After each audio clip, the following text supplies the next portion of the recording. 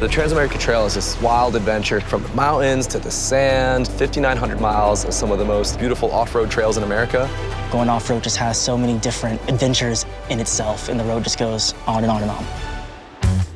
My favorite adventures are probably the things that ask of me to push myself. So when I found out the Ford Google Maps Street View Caravan was stopping in Moab, I knew I had to reach out to Andrew.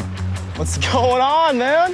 What's up, Kaz? Dude, thank you so much for meeting me all the way out here. Really appreciate it. Look at this convoy.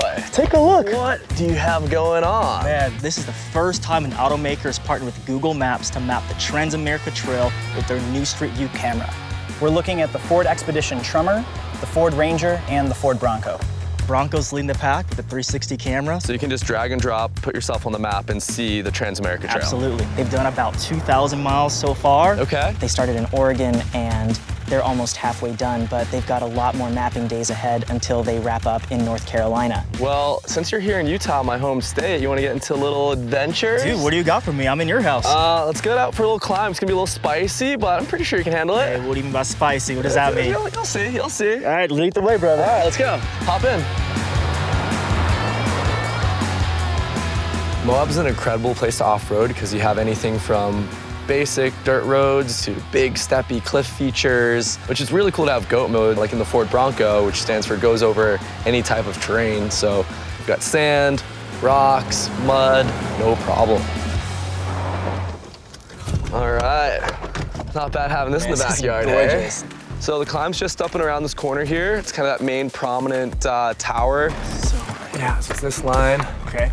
How do you feel? I feel stoked. This is what adventure's all about, you know? Adventure begins outside your comfort zone. Man. When Andrew first brought me to the approach of the climb, I was definitely a little nervous just seeing that crack feature in the wall.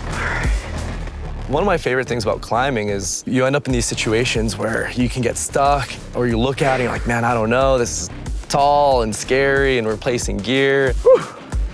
Ready when you are. A little spooky. Yeah.